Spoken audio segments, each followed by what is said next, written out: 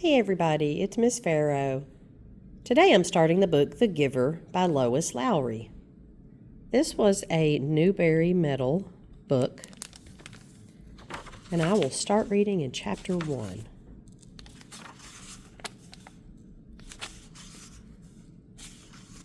The Giver. It was almost December, and Jonas was beginning to be frightened. No, wrong word, Jonas thought. Frightened meant that deep, sickening feeling of something terrible about to happen. Frightened was the way he had felt a year ago when an unidentified aircraft had overflown the community twice. He had seen it both times. Squinting toward the sky, he had seen the sleek jet, almost a blur, at its high speed, go past, and a second later heard the blast of sound that followed. Then one more time, a moment later, from the opposite direction, the same plane. At first, he had been only fascinated. He had never seen aircraft so close, for it was against the rules for pilots to fly over the community. Occasionally, when supplies were delivered by cargo planes to the landing field across the river, the children rode their bicycles to the riverbank and watched, intrigued, the unloading and then the takeoff directed to the west, always away from the community. But the aircraft a year ago had been different.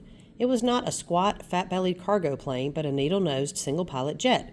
Jonas, looking around anxiously, had seen others, adults as well as children, stop what they were doing and wait, confused, for an explanation of the frightening event.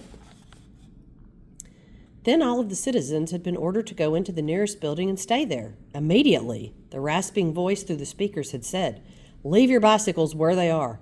Instantly, obediently, Jonas had dropped his bike on its side on the path behind his family's dwelling. He had run indoors and stayed there, alone. His parents were both at work, and his little sister Lily was at the child care center where she spent her after-school hours.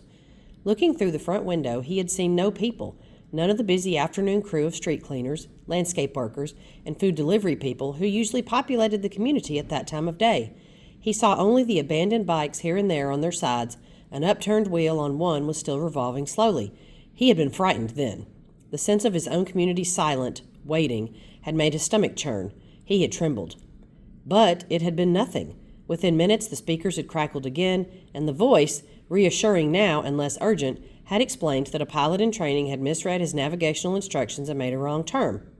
Desperately, the pilot had been trying to make his way back before his error was noticed. "Needless to say, he will be released," the voice had said, followed by silence. There was an ironic tone to that final message, as if the speaker found it amusing, and Jonas had smiled a little, though he knew what a grim statement it had been. For a contributing citizen to be released from the community was a final decision, a terrible punishment, an overwhelming statement of failure. Even the children were scolded if they used the term lightly at play, jeering at a teammate who missed a catch or stumbled in a race. Jonas had done it once, had shouted at his best friend, "That's it, Asher, you're released," when Asher's clumsy error had lost a match for his team. He had been taken aside for a brief and serious talk by the coach, had hung his head with guilt and embarrassment, and apologized to Asher after the game. Now, thinking about the feeling of fear as he pedaled home along the river path, he remembered that moment of palpable, stomach-sinking terror when the aircraft had streaked above. It was not what he was feeling now with December approaching. He searched for the right word to describe his own feeling. Jonas was careful about language, not like his friend Asher, who talked too fast and mixed things up, scrambling words and phrases until they were barely recognizable and often very funny. Jonas grinned, remembering the morning that Asher had dashed into the classroom late as usual, arriving breathlessly in the middle of the chanting of the morning anthem. When the class took their seats at the conclusion of the patriotic hymn, Asher remained standing to make his public apology as was required. "I apologize for inconveniencing my learning community." Asher ran through the standard apology phrase rapidly, still catching his breath. The instructor in class waited patiently for his explanation. The students had all been grinning because they had listened to Asher's explanation so many times before. "I left home at the correct time, but when I was riding along near the hatchery, the crew was separating some salmon. I guess I just got distraught watching them." "I apologize to my classmates," Asher concluded. He smoothed his rumpled tunic and sat down. "We accept your apology, Asher." The class recited the standard response in unison. Many of the students were biting their lips to keep from laughing. "I accept your apology, Asher," the instructor said. He was smiling. "And I thank you because once again you have provided an opportunity for a lesson in language. Distraught is too strong an adjective to describe salmon viewing." He turned and wrote distraught on the instructional board. Beside it, he wrote distracted. Jonas, nearing his home now, smiled at the recollection. Thinking, still, as he wheeled his bike into its narrow port beside the door, he realized that frightened was the wrong word to describe his feelings now that December was almost here. It was too strong an adjective. He had waited a long time for this special December. Now that it was almost upon him, he wasn't frightened, but he was eager, he decided. He was eager for it to come, and he was excited, certainly. All of the 11s were excited about the event that would be coming so soon. But there was a little shudder of nervousness when he thought about it, about what might happen. Apprehensive, Jonas decided. That's what I am. Who wants to be the first tonight for feelings? Jonas's father asked at the conclusion of their evening meal.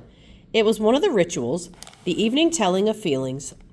Sometimes Jonas and his sister Lily argued over turns, over who would get to go first. Their parents, of course, were part of the ritual. They, too, told their feelings each evening. But like all parents, all adults, they didn't fight and wheedle for their turn. Nor did Jonas tonight. His feelings were too complicated this evening. He wanted to share them, but he wasn't eager to begin the process of sifting through his own complicated emotions, even with the help that he knew his parents could give. You go, Lily, he said, seeing his sister, who was much younger, only a 7, wiggling with impatience in her chair. I felt very angry this afternoon, Lily announced. My childcare group was at the play area, and we had a visiting group of 7s, and they didn't obey the rules at all. One of them, a male, I don't know his name, kept going right to the front of the line for the slide, even though the rest of us were all waiting. I felt so angry at him, I made my hand into a fist like this. She held up a clenched fist, and the rest of the family smiled at her small, defiant gesture. Why do you think the visitors didn't obey the rules? Mother asked. Lily considered and shook her head. I don't know. They acted like animals, Jonas suggested. He laughed. That's right, Lily said, laughing too. Like animals. Neither child knew what the word meant exactly, but it was often used to describe someone uneducated or clumsy, someone who didn't fit in. Where were the visitors from? Father asked. Lily frowned, trying to remember. Our leader told us when he made the welcome speech, but I can't remember. I guess I wasn't paying attention. It was from another community. They had to leave very early, and they had their midday meal on the bus. Mother nodded. Do you think it's possible that their rules may be different, and so they simply didn't know what your play area rules were? Lily shrugged and nodded. I suppose. You've visited other communities, haven't you? Jonas asked. My group has often. Lily nodded again. When we were 6s, we went and shared a whole school day with a group of 6s in their community. How did you feel when you were there? Lily frowned. I felt strange, because their methods were different. They were learning usages that my group hadn't learned yet, so we felt stupid. Father was listening with interest. I'm thinking, Lily, he said, about the boy who didn't obey the rules today. Do you think it's possible that he felt strange and stupid being in a new place with rules that he didn't know about? Lily pondered that. Yes, she said finally. I feel a little sorry for him, Jonas said, even though I don't even know him. I feel sorry for anyone who is in a place where he feels strange and stupid. How do you feel now, Lily? Father asked. Still angry? I guess not, Lily decided. I guess I feel a little sorry for him and sorry I made a fist. She grinned. Jonas smiled back at his sister. Lily's feelings were always straightforward, fairly simple, usually easy to resolve. He guessed that his own had been too when he was a 7. He listened politely, though not very attentively, while his father took his turn, describing a feeling of worry that he'd had that day at work, a concern about one of the new children who wasn't doing well. Jonah's father's title was nurturer. He and the other nurturers were responsible for all the physical and emotional needs of every new child during its earliest life. It's a very important job, Jonas knew, but it wasn't one that interested him much. What gender is it? Lily asked. Male, Father said. He's a sweet little male with a lovely disposition, but he isn't growing as fast as he should, and he doesn't sleep soundly. We have him in the extra care section for supplementary nurturing, but the committee's beginning to talk about releasing him. Oh, no, Mother murmured sympathetically. I know how sad that must make you feel. Jonas and Lily both nodded sympathetically as well. Release of new children was always sad because they hadn't had a chance to enjoy life within the community yet, and they hadn't done anything wrong. There were only 2 occasions of release which were not punishment. Release of the elderly, which was a time of celebration for a life well and fully lived, and release of a new child, which always brought a sense of what could we have done. This was especially troubling for the nurturers like Father, who felt they had failed somehow. But it happened very rarely. Well, Father said, I'm going to keep trying. I may ask the committee for permission to bring him here at night if you don't mind. You know what the night crew nurturers are like. I think this little guy needs something extra. Of course, Mother said. And Jonas and Lily nodded. They had heard Father complain about the night crew before. It was a lesser job, night crew nurturing, assigned to those who lacked the interest or skills or insight for the more vital jobs of the daytime hours. Most of the people on the night crew had not even been given spouses because they lacked, somehow, the essential capacity to connect to others, which was required for the creation of a family unit. Maybe we could even keep him, Lily suggested sweetly, trying to look innocent. The look was fake, Jonas knew. They all knew. Lily, Mother reminded her, smiling, you know the rules. 2 children, 1 male, 1 female, to each family unit. It was written very clearly in the rules. Lily giggled. Well, she said, I thought maybe just this once. Next, Mother, who held a prominent position at the Department of Justice, talked about her feelings.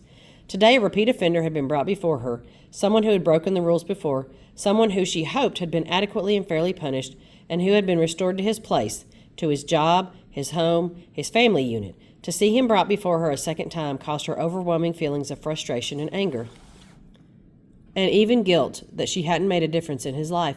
I feel frightened, too, for him, she confessed.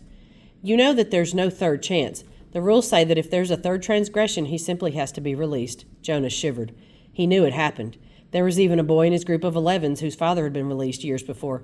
No one ever mentioned it. The disgrace was unspeakable. It was hard to imagine. Lily stood up and went to her mother. She stroked her mother's arm. From his place at the table, Father reached over and took her hand. Jonas reached for the other.